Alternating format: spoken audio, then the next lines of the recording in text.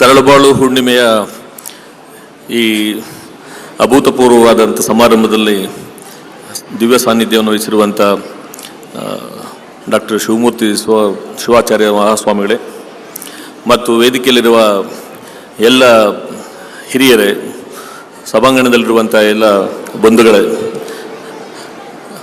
ಈಗ ನನಗಿಂತ ಪೂರ್ವದಲ್ಲಿ ಮಾತನಾಡಿದ ಎಲ್ಲ ಭಾಷಣಕಾರರು ಅದೃಷ್ಟವಂತರು.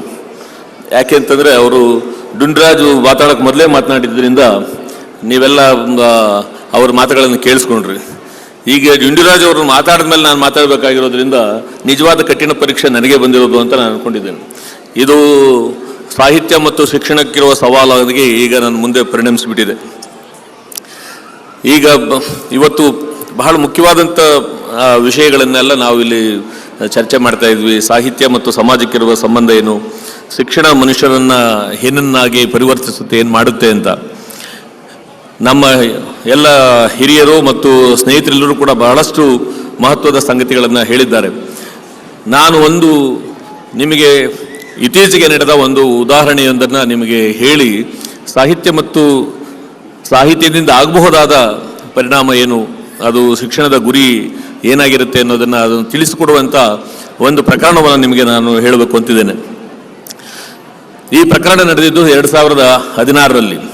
ನಿಮಗೆಲ್ಲ ಗೊತ್ತಿದೆ, ಅಮೇರಿಕ ಬಹಳ ಮುಂದುವರೆದ ದೇಶ ಮತ್ತು ಅಲ್ಲೆಲ್ಲ ಪ್ರಪಂಚವನ್ನೇ ಅದು ಈಗ ಎಲ್ಲ ಪ್ರಪಂಚಕ್ಕೆ ಬೇಕಾದ ಎಲ್ಲ ಸುಖ ಮತ್ತು ಭೋಗಗಳನ್ನೆಲ್ಲನೂ ಉತ್ಪಾದಿಸಿಕೊಡ್ತಾ ಇದೆ. ಹಾಗೆ ಎಲ್ಲ ತಂದೆ ತಾಯಿಗಳು ಕೂಡ ತಮ್ಮ ಮಕ್ಕಳು ಅಮೇರಿಕಕ್ಕೆ ಹೋಗಿ ಅಲ್ಲಿ ಸಂಪಾದನೆ ಮಾಡಿ ಸುಖವಾಗಿರಲಿ ಅಂತೆಲ್ಲ ಬಯಸ್ತಿರ್ತೀರಿ. ಆದರೆ ಅಂತಹ ಅಮೇರಿಕದೊಳಗೆ ಅಮೇರಿಕ ಸುಖ ಮತ್ತು ಜ್ಞಾನವನ್ನು ಬೆಳೆಸ್ತಾ ಇರುವ ಹಾಗೆಯೇ ಅದರ ಒಳಗೆ ಸಾಕಷ್ಟು ಮೌಢ್ಯ ಮತ್ತು ಜಾತಿ ವರ್ಣ ದ್ವೇಷದ ಘಟನೆಗಳು ಇಂಥವೆಲ್ಲ ಕೂಡ ಇಂದಿಗೂ ಅಲ್ಲಿ ರಿಪೋರ್ಟ್ ಆಗ್ತಾ ಇವೆ. 2016ರಲ್ಲಿ ವರ್ಜೀನಿಯಾದಲ್ಲಿರುವಂಥ ಒಂದು ರಾಜ್ಯದೊಳಗೆ ಒಂದು ಕಿರಿಯರಿಗಾಗಿ ಇರುವಂಥ ಒಂದು ಪ್ರತ್ಯೇಕ ಶಾಲೆ, ಅಲ್ಲಿ ಬ್ಲ್ಯಾಕ್ ಚಿಲ್ಡ್ರನ್ಗಾಗಿ ಶಿಕ್ಷಣ ಕೊಡುವಂಥ ಒಂದು ಶಿಕ್ಷಣ ಶಾಲೆಯ ಗೋಡೆಗಳ ಮೇಲೆ ಅಲ್ಲಿ ಸ್ವಸ್ತಿಕ್ ಇವುಗಳ ಚಿತ್ರಗಳನ್ನೆಲ್ಲ ಬರೆದು ಅಲ್ಲಿ ಜನಾಂಗ ನಿಂದನೆ ಮಾಡುವಂಥ ಹೇಳಿಕೆಗಳನ್ನೆಲ್ಲ ಬರೆದಿದ್ರು. ಸೊ ಅದನ್ನು ಕಂಡು ಯಾರು ಇದನ್ನು ಮಾಡಿರ್ಬೋದು ಅಂತ ಹೇಳಿ ಪೊಲೀಸರು ತನಿಖೆ ಮಾಡಿದಾಗ 16-17 ವಯೋಮಾನದ ಬಿಳಿಯ ಹುಡುಗರು, ಬಿಳಿಯ ಜನಾಂಗಕ್ಕೆ ಸೇರಿದಂಥ ಹುಡುಗರು ಆ ವಿದ್ಯಾರ್ಥಿಗಳು ಕಲಿತಾ ಇದ್ದಂಥ ಶಾಲೆಯ ಮೇಲೆ ವರ್ಣದ್ವೇಷದ ಮಾತುಗಳನ್ನೆಲ್ಲ ಬರೆದಿದ್ರು. ಅವರನ್ನು ಪೊಲೀಸರು ಅರೆಸ್ಟ್ ಮಾಡಿ ಕರ್ಕೊಂಡ್ಬಂದು ಅಲ್ಲಿನ ನ್ಯಾಯಾಧೀಶರ ಮುಂದೆ ನಿಲ್ಲಿಸ್ತಾರೆ. ಇದು ನಾನು ಹೇಳ್ತಿರೋದು ಒಂದು ಕಪೋಲಕಲ್ಪಿತವಾದ ಕವಿಗಳು ಸೃಷ್ಟಿಸಿದ ಕಥೆಯಲ್ಲ. ಇದು BBC ಅವರು ವರದಿ ಮಾಡಿರುವಂಥ ಒಂದು ನೈಜ ಘಟನೆ 2016ರಲ್ಲಿ ನಡೆದಿದ್ದು. ಅಲ್ಲಿ ಒಬ್ಬ ಹೆಣ್ಣುಮಗಳು ನ್ಯಾಯಾಧೀಶರಾಗಿರ್ತಾರೆ. ಆಕೆ ಹೆಸರು ಅಲೆಕ್ಸಾಂಡ್ರಾ ಮತ್ತು ರೂಯಿಡ್ ಅಂತ ಆಕೆ ಹೆಸರು. ಅವರು ಈ 5 ಜನ ಹುಡುಗರನ್ನ ಕಟಕಟೆಯಲ್ಲಿ ನಿಲ್ಲಿಸಿ ಅವರನ್ನ ಯಾಕೆ ಈಗ ನಾವೆಲ್ಲ ಮಾಡಿದಿರಿ ಅಂತ ಕೇಳಿದಾಗ ಅವರ ಅಭಿಪ್ರಾಯಗಳು ಆಕೆಗೆ ತಿಳಿದು ಬಂದಾಗ ಅವರಿಗೆ ಆಶ್ಚರ್ಯ ಆಗ್ತದೆ. ಅವರಿಗೆ ಕರಿಯರ ಬಗ್ಗೆ ಆಗಲಿ, ಕರಿಯರು ಜನಾಂಗದ ಆ ಇತಿಹಾಸವಾಗಲಿ ಮತ್ತು ಅವರು ಯಾಕೆ ಅವರನ್ನು ಈ ಪ್ರತ್ಯೇಕವಾಗಿ ಮಾಡಿ ಈ ಥರ ಶಿಕ್ಷಣ ಕೊಡ್ತಾ ಇದ್ದಾರೆ ಮತ್ತು ಅವರು ಆ ಜನಾಂಗ ಅನುಭವಿಸಿದ ನೋವು ಇಂಥದ್ದು ಯಾವುದು ತಿಳುವಳಿಕೆಗಳು ಇರೋದಿಲ್ಲ.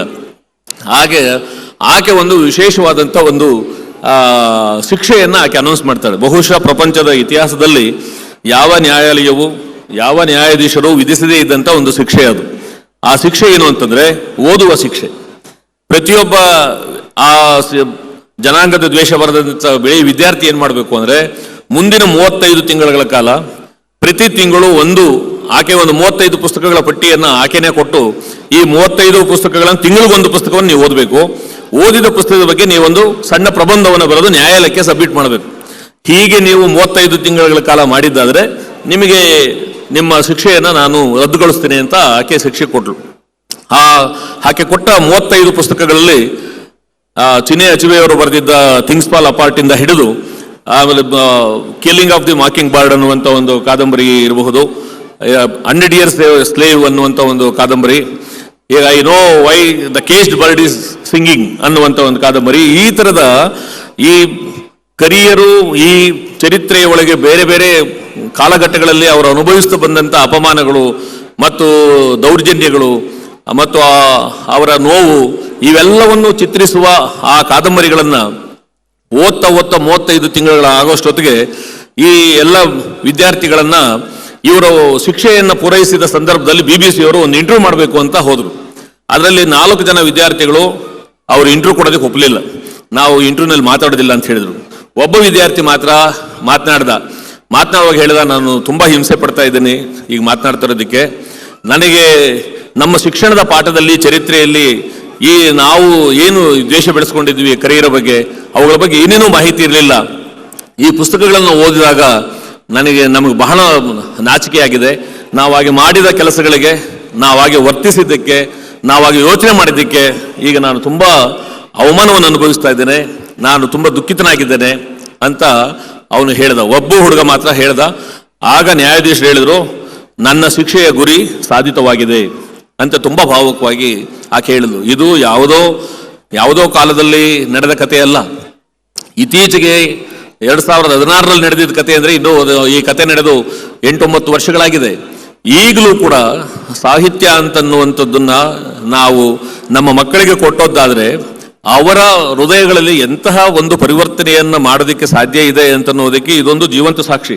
ಅಮೆರಿಕದಂತ ದೇಶದಲ್ಲಿದೆ, ಅಲ್ಲಿ ಮುಂದುವರೆದಂತ ಈ ಅಷ್ಟು ಜನಾಂಗೀಯವಾಗಿರುವಂತಹ ದ್ವೇಷವನ್ನ ಇಟ್ಟುಕೊಂಡಿದ್ದಂತ ಬಿಳಿಯ ಮಕ್ಕಳ ಮನಸ್ಸಿನಲ್ಲಿ ಈ ಪುಸ್ತಕಗಳನ್ನು ಓದಿದ ಕಾರಣದಿಂದಾಗಿ ಇಂತಹ ಒಂದು ಪರಿವರ್ತನೆಯನ್ನ ಮಾಡೋದಕ್ಕೆ ಸಾಧ್ಯ ಆಗೋದಾದ್ರೆ ಸಾಹಿತ್ಯ ಸಾಹಿತ್ಯಕ್ಕೆ 5000 ವರ್ಷಗಳ ಮಾನವ ಇತಿಹಾಸದಲ್ಲಿ ಎಷ್ಟು ಮಹತ್ವ ಇವತ್ತಿಗೂ ಉಳ್ಕೊಂಡಿದೆ, ಮತ್ತೆ ಯಾಕೆ ಎಲ್ಲರೂ ಮಾತನಾಡೋರು ಸಾಹಿತ್ಯದ ರೆಫರೆನ್ಸ್ ಅನ್ನು ಕೊಡ್ತಿದ್ದಾರೆ ಅಂತನ್ನೋದನ್ನ ನಾವು ಇದರಿಂದ ಅರ್ಥ ಮಾಡ್ಕೊಳ್ಳೋದಕ್ಕೆ ಸಾಧ್ಯ. ಸ್ನೇಹಿತರೆ, ಇದನ್ನ ನಾನು ಏನನ್ನ ಪ್ರೂವ್ ಮಾಡೋದಕ್ಕೆ ಈ ಮಾತು ಹೇಳ್ತಾ ಇದ್ದೀನಿ ಅಂತಂದ್ರೆ, ಇವತ್ತು ಈಗಾಗಲೇ ನಮ್ಮ ಹಿರಿಯರು ಮಾತನಾಡಿದ ಹಾಗೆ ನಮ್ಮ ಶಿಕ್ಷಣ ಕ್ರಮದೊಳಗೆ, ಶೈಕ್ಷಣಿಕವಾದ ಕ್ರಮಗಳೊಳಗೆ ನಾವು ಸಾಹಿತ್ಯಕ್ಕೆ ಕೊಡ್ತಾ ಇದ್ದ ಮಹತ್ವಗಳೆಲ್ಲವನ್ನೂ ಕಡಿಮೆ ಆಗ್ತಿದೆ. ನಮಗೆ ಇಡೀ ಕರ್ನಾಟಕದಲ್ಲಿ ನಿಮಗೆ ಒಂದು ಸ್ಟ್ಯಾಟಿಸ್ಟಿಕ್ಸ್ ಕೊಡೋದಾದ್ರೆ, ಈಗ ಆಪ್ಷನಲ್ ಕನ್ನಡ ಅಥವಾ ಆಪ್ಷನಲ್ ಇಂಗ್ಲಿಷ್ ಅಂತ ಓದ್ತಾ ಇದ್ದಂತ ವಿದ್ಯಾರ್ಥಿಗಳ ಸಂಖ್ಯೆ 80% ಕುಸಿದು ಹೋಗಿದೆ.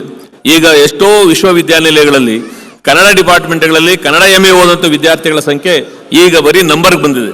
ನೀವು ಮಂಗಳೂರು ವಿಶ್ವವಿದ್ಯಾನಿಲಯದಲ್ಲಿ 10 ಕೂಡ ಮುಟ್ಟಿಲ್ಲ. ಬೆಂಗಳೂರಿನಲ್ಲಿರುವಂಥ ಎಷ್ಟೋ ವಿಶ್ವವಿದ್ಯಾನಿಲಯಗಳಲ್ಲೂ ಕೂಡ ಅವುಗಳ ಸಂಖ್ಯೆ 20 ದಾಟ್ತಾ ಇಲ್ಲ. ಮತ್ತು ಆಪ್ಷನಲ್ ಕನ್ನಡ ಓದ್ತಾ ಇದ್ದಂಥ ಮಕ್ಕಳು, ಐಚ್ಛಿಕ ಕನ್ನಡ ಅಂತ ಸಾಹಿತ್ಯವನ್ನೇ ವಿಶೇಷವಾಗಿ ಅಧ್ಯಯನ ಮಾಡ್ತಿದ್ದಂಥ 100 ಕಾಲೇಜುಗಳಲ್ಲಿ ಅವನ್ನ ಕ್ಲೋಸ್ ಮಾಡಿದ್ದಾರೆ. ಇವತ್ತು ಅವುಗಳ ಸಂಖ್ಯೆ ಇಡೀ 74ಕ್ಕೆ ಕುಸಿದಿದೆ. ಈ ಅಂಕಿಅಂಶಗಳನ್ನು ನೋಡಿದ್ರೆ ನಮ್ಮ ಸಮಾಜದೊಳಗೆ ಸಾಹಿತ್ಯವನ್ನು ನಾವು ಒಂದು ಮನಪರಿವರ್ತನೆಯ ಅಥವಾ ಮನುಷ್ಯರನ್ನ ಆಗ್ಲೇ ಏನು ಹೇಳ್ತಿದ್ರಲ್ಲ, ಮನುಷ್ಯರನ್ನಾಗಿ ಮಾಡೋದಕ್ಕೆ ಏನಾದರೂ ನಮ್ಮ ಹತ್ರ ಮಾಹಿತಿ ಇದೆಯಾ, ಸೋರ್ಸ್ ಇದೆಯಾ ಅಂತಂದ್ರೆ ಆ ಸೋರ್ಸಸ್ ಅನ್ನ ನಾವು ಈ ರೀತಿಯಾಗಿ ನಿರ್ಲಕ್ಷ್ಯ ಮಾಡಿ ಅವುಗಳನ್ನ ನಾವು ಬದಿಗೆ ಸರಿಸ್ತಾ ಇದ್ದೀವಿ. ಇಂತಹ ಕಾಲದ ಒಳಗೆ ನಾವು ಈ ಮನುಷ್ಯರನ್ನ ಮನುಷ್ಯತ್ವವನ್ನು ಉಳಿಸ್ಕೋಬೇಕು, ಅಂತರಂಗ ಕುಸಿದೇ ಇರೋ ತರ ನೋಡ್ಕೋಬೇಕು. ಮತ್ತು ಮನುಷ್ಯರನ್ನು ರಾಜೇಂದ್ರ ಚೆನ್ನಿ ಅವರು ಹೇಳಿದ್ರಲ್ಲ, ಬಂಧುತ್ವವನ್ನು ಕಟ್ಕೋಬೇಕು ಅಂತ. ಈ ಬಂಧುತ್ವವನ್ನು ಕಟ್ಟುವಂತ ಒಂದು ತಿಳುವಳಿಕೆಯನ್ನು ಕೊಡುವವರು ಯಾರು? ಈ ಬಂಧುತ್ವವನ್ನು ತೋರಿಸು. ನಮ್ಮ ಸಾಮಾಜಿಕ ಜೀವನಗಳು, ನಮ್ಮ ಈ ತಂತ್ರಜ್ಞಾನ ಮತ್ತು ಈ ನಗರೀಕೃತವಾಗಿರುವಂಥ ಜೀವನ ಕ್ರಮಗಳಲ್ಲಿ ನಮ್ಮ ಇವತ್ತಿರುವಂಥ ನಮ್ಮೆಲ್ಲ ವಿದ್ಯಾರ್ಥಿಗಳ ಮುಂದೆ ಇರುವಂಥ, ಯುವಕರ ಮುಂದೆ ಇರುವಂಥ ಬದುಕಿನ ಮಾದರಿ ಯಾವುದು? ಅವರೆಲ್ಲರನ್ನು ಕೂಡ ನಾವು ಒಂಟಿಯಾಗಿಸಿದ್ದೇವೆ. ಇವತ್ತು ಒಂಟಿಗರು ನಮ್ಮ ಸುತ್ತ ಇದ್ದಾರೆ, ನೋಡೋದಕ್ಕೆ ಅವರು ಮನೆಯಲ್ಲಿದ್ದಾರೆ ಮತ್ತು ಜೊತೆಯಲ್ಲಿದ್ದಾರೆ ಅಂತ ಅನಿಸ್ತಾ ಇದ್ದಾರೆ. ಆದರೆ ಅವರು ಮಾನಸಿಕವಾಗಿ ಎಲ್ಲ ಒಂಟಿಗಳಾಗಿದ್ದಾರೆ. ಇನ್ನೊಬ್ಬರ ಜೊತೆ ಮಾತನಾಡದಿರಲಿ, ತಮ್ಮಂದಿಗೂ ತಾವು ಕೂಡ ಮಾತನಾಡದೇ ಇರುವಂತ ಸ್ಥಿತಿಗೆ, ಅಂತರಂಗದ ಜೊತೆ ಒಂದು ಸಂವಾದ ಮಾಡ್ಕೊಳ್ಳದಿರುವಂತ ಸ್ಥಿತಿಗೆ ಅವರು ತಲುಪ್ತಾ ಇದ್ದಾರೆ. ಇದನ್ನ ನಾವು ಎದುರಿಸುವುದು ಹೇಗೆ?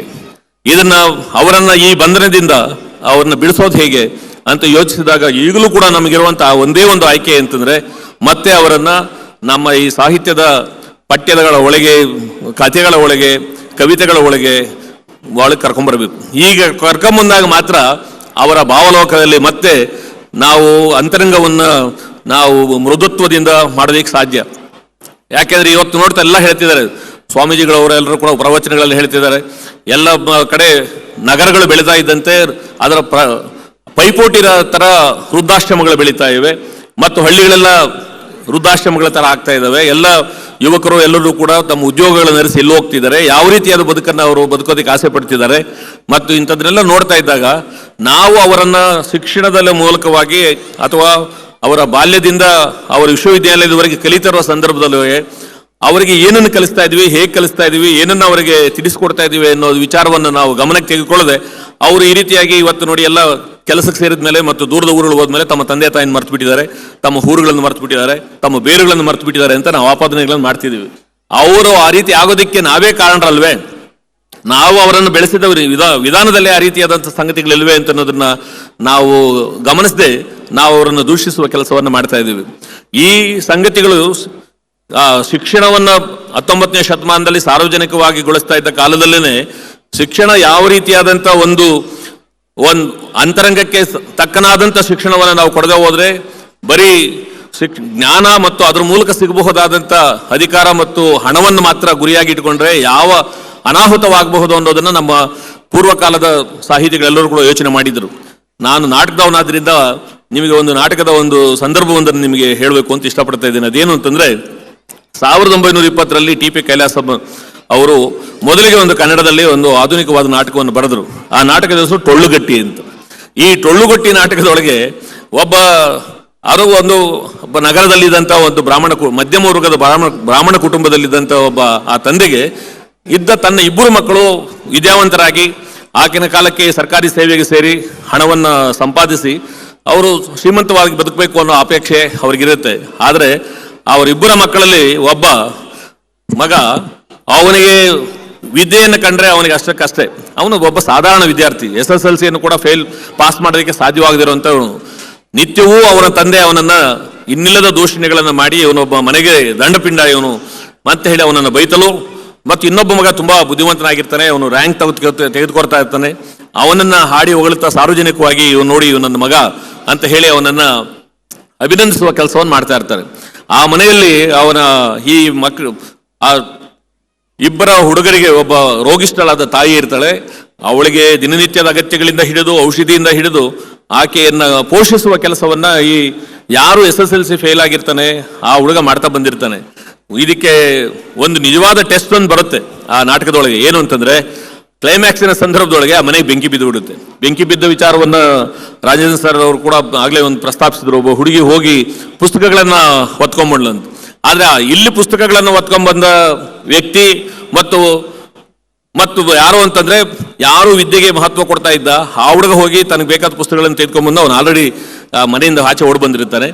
ಆದ್ರೆ ಮನೆಯೊಳಗೆ ಸಿಕ್ಕಿಕೊಂಡಿದ್ದಂಥ ರೋಗಿಷ್ಠಳಾದ ತಾಯಿಯನ್ನ ಮತ್ತು ಮನೆಯೊಳಗೆ ಸಿಕ್ಕಿಕೊಂಡಿದ್ದಂಥ ಅವರ ತಂದೆಯನ್ನ ಪ್ರಾಣ ಉಳಿಸುವ ಕೆಲಸವನ್ನ ತನ್ನ ಜೀವವನ್ನು ತೊರೆದು ಮಾಡಿದೆಗೂ ಈ ಯಾರು ವಿದ್ಯೆಯಲ್ಲಿ ತುಂಬಾ ಫೇಲ್ ಆಗ್ತಾ ಇದ್ದ ಅಂತ ಟಿ.ಪಿ. ಕೈಲಾಸಂ ಅವರಿಗೆ ಆಗ ಆ ಶಿಕ್ಷಣದ ಬಗ್ಗೆ ಅವ್ರು ಹೇಳಿದ್ದೇನು ಅಂತಂದ್ರೆ, ನೀವು ಯಾವ ರೀತಿಯಾದ ಶಿಕ್ಷಣ ಕೊಡ್ತೀರಿ ಆ ಶಿಕ್ಷಣ ಮನುಷ್ಯತ್ವವನ್ನು ಕಲಿಸದೆ ಹೋದ್ರೆ ಮತ್ತು ಸಂಬಂಧಗಳನ್ನ ನಿಮಗೆ ಅದು ಹೇಳ್ಕೊಡದೆ ಹೋದ್ರೆ ಅಂತ ಶಿಕ್ಷಣಕ್ಕೆ ಬೆಲೆ ಇಲ್ಲ ಅಂತ.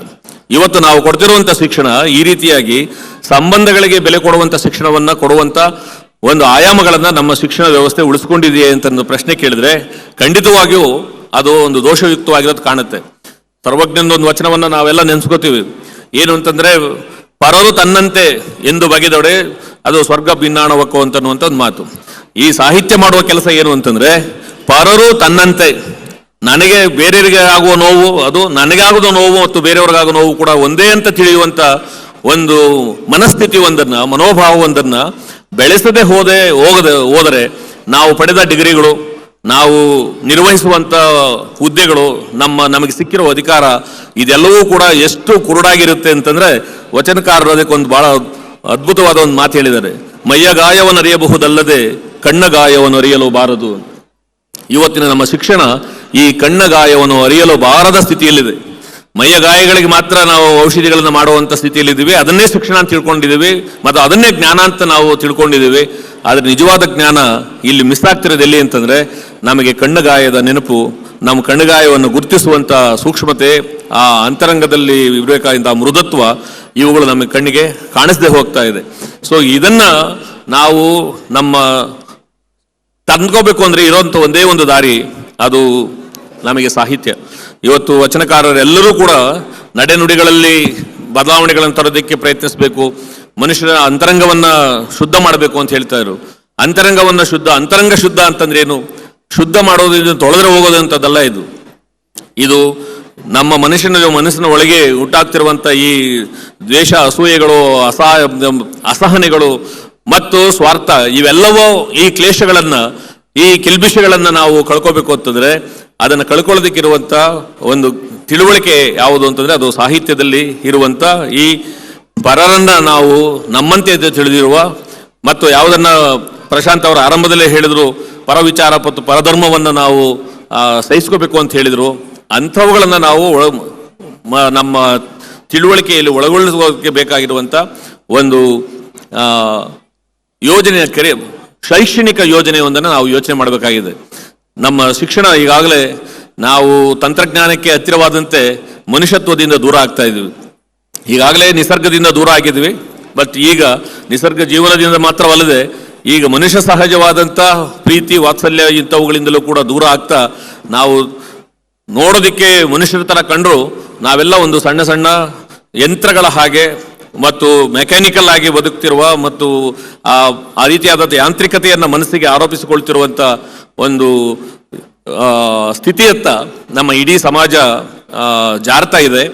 ಇದನ್ನ ನಾವು ಉಳಿಸಿಕೊಳ್ಳುವ ಪ್ರಯತ್ನವನ್ನು ಮಾಡ್ತಾ ಇದ್ದೀವಿ. ಬಹುಶಃ ಅವರ ಕೈಲಾಸಂ ಅವರ ಮಾತನ್ನೇ ಹೇಳೋದಾದ್ರೆ ಅದು ಕಬ್ಬಿಣದ ದೋಣಿಯೊಳಗೆ ಇದನ್ನ ಕಾಶಿಗೆ ಹೋದ ನೀರು ತರೋದಕ್ಕೆ, ಅದು ಕಾಶಿಗೆ ಹೋದ ಅಂತ ಹೇಳಿ ಒಂದು ಮಾತು ಬರ್ತದೆ. ನಮ್ಮ ಭಾವ ಕಾಶಿಗೆ ಹೋದ ಕಬ್ಬಿಣದ ದೋಣಿಯಲ್ಲಿ ಪ್ರಯಾಣ ಮಾಡಿಕೊಂಡು ಅಂತ. ಬಹುಶಃ ನಮ್ಮೆಲ್ಲರ ಪ್ರಯತ್ನವೂ ಕೂಡ ಹೀಗೆ ಈ ಕಬ್ಬಿಣದ ದೋಣಿಯಲ್ಲಿ ಮಾಡ್ತಿರುವ ಪ್ರಯಾಣದ ಹಾಗೇನೆ ತೋಚ್ತಾ ಇದೆ. ಇದು ನಿರಾಶಾದಾಯಕವಾದ ಮಾತಲ್ಲ, ಅದು ವಾಸ್ತವದ ಸ್ಥಿತಿ. ಇದನ್ನು ಹೇಗೆ ನಾವು ನಿಭಾಯಿಸ್ತೀವಿ ಅಂತನ್ನೋದೇ ಈಗ ನಮ್ಮ ಮುಂದಿರುವಂಥ, ಎಲ್ಲರೂ ಮುಂದಿರುವಂಥ ಸವಾಲು. ಇದು ಸರ್ಕಾರದ ಮುಂದೆ ಮಾತ್ರ ಅಲ್ಲ, ಎಲ್ಲ ಮುಂದಿನ ನಾಳೆಗಳನ್ನು ಕುರಿತು ಯೋಚನೆ ಮಾಡುವ ಎಲ್ಲ ಪ್ರಜ್ಞಾವಂತರ ಮುಂದೆ, ನಾಗರಿಕರ ಮುಂದೆ ಇರುವ ಇದೊಂದು ಬಹಳ ದೊಡ್ಡ ಮಹತ್ವದ ಪ್ರಶ್ನೆ ಅಂತ ನಾನು ತಿಳ್ಕೊಂಡಿದ್ದೇನೆ. ಈ ಅವಕಾಶವನ್ನು ಕೊಟ್ಟ ಪೂಜ್ಯರಿಗೆ ನಮಸ್ಕರಿಸಿ ನಾನು ಮಾತು ಮುಗಿಸ್ತೇನೆ. ನಮಸ್ಕಾರ. ಶರಣ ಕೆ.ವೈ. ನಾರಾಯಣ ಸ್ವಾಮಿ ಇವರಿಗೆ ಧನ್ಯವಾದಗಳು.